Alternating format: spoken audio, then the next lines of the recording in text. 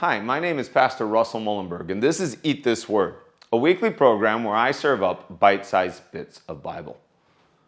The verses we're going to look at today, the next couple of weeks, are John chapter 20, verses 30 and 31. Since the beginning of 2022, I've been focusing on the question, who is this man? Who is Jesus? And the last bite-sized bit we looked at was Mark 10:45. That's the purpose statement, the thesis statement of the Gospel of Mark. And so now I want to take you to John's thesis statement, his purpose statement, his explanation for why he wrote his Gospel. So this is the second to last chapter in John, the very final two verses, and then there's one more bonus chapter. So here's what it says, John 20, 30, and 31. Jesus performed many other signs in the presence of his disciples, which are not recorded in this book. But these are written that you may believe that Jesus is the Messiah, the Son of God, and that by believing you may have life in his name. So as John nears the end of his writing, there's a couple things he wants you to know about the process by which he's written his gospel and really what he's hoping to accomplish with it. And so a couple things I want to note about the gospel writers. The first is where he says here that there are other things that Jesus did, other miraculous signs that are not recorded in this book. John's being upfront. As an author, sitting down to tell the story of Jesus, he had choices to make. He wasn't able to include everything that Jesus did. So I'll put it like this. The gospel writers in writing about Jesus, they were selective. Pretty much by necessity, any author who wishes to write a biography of someone has to make choices about what they'll include or not include. Unless you're keeping a detailed second-by-second, minute-by-minute diary of a person's life, there's really no way you can record everything that happened in that person's life. The bonus chapter of John, chapter 21, the last verse, he says something very similar. He says, Jesus did many other things as well. If every one of them were written down, I suppose that the whole world would not have room for the books that would be written. There's some obvious hyperbole here. John recognizes, I recognize that there's room for a lot of books. There have been, since the Gospels were written, there have been a lot of books written about Jesus, and the world still has room for more of those books. So don't take that literally. But he's saying there's a lot of things about Jesus that he did that he wasn't able to include in his Gospel, and the other Gospel writers did not include as well. In fact, you probably know there are four Gospels, four biographies of Jesus: Matthew, Mark, Luke, and John.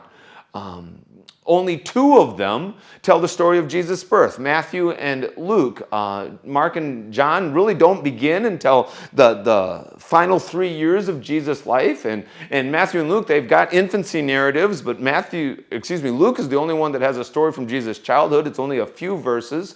All four Gospels are really focused on these 3 years of public ministry that Jesus did. And then each of them, the majority of the story that they tell is really focused. The final third or more of each gospel is focused on Jesus' final week, leading up to his crucifixion and resurrection. So obviously there are a lot of things that were left out that weren't able to be included. Questions we have about what happened as Jesus grew up, when Jesus' earthly father Joseph passed away, other details we just don't have.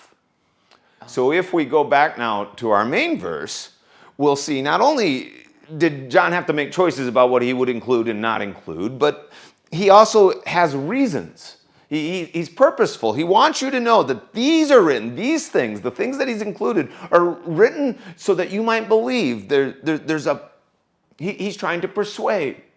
And not just John, but the other Gospels writers as well. Each of these accounts of Jesus, each of these biographies of Jesus, they're not attempting to be comprehensive. They're not attempting to tell us everything there is to know. They're not even really that long.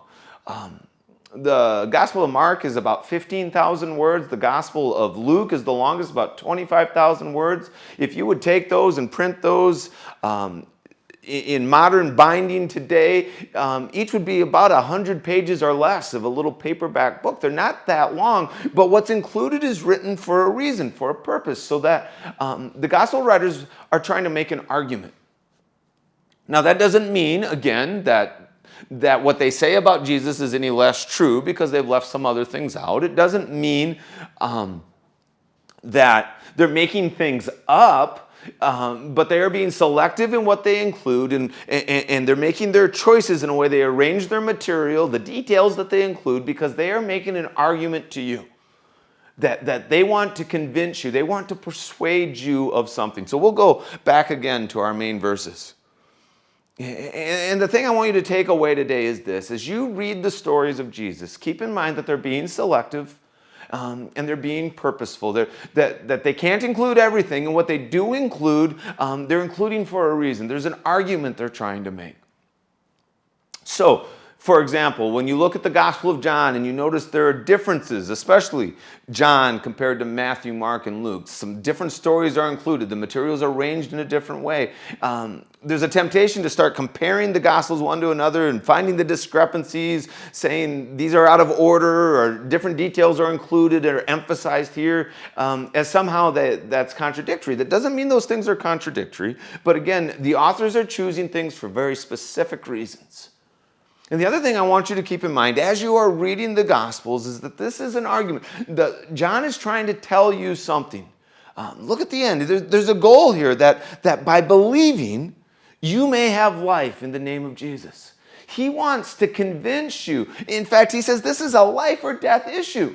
He wants to convince you of who Jesus is and what your relationship to Jesus is matters. And so as you read the Gospels, read them on their terms. Don't expect the authors to give you things that they did not intend to give you, but as you read these things, ask yourself, do they have the ring of truth? Am I being convinced about what I'm reading?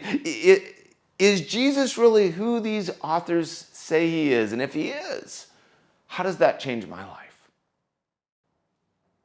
Thanks so much for watching this video. If this video is helpful to you and you would like others to see it and benefit from it, you can help us by sharing it on your Facebook page, by liking it. Also, our ministry is supported by gifts from viewers like you. And if you would like to know more about our ministry or how you can support, please visit our website at www.eatthisword.com or our Patreon page where you can find details about supporting us financially. Thanks.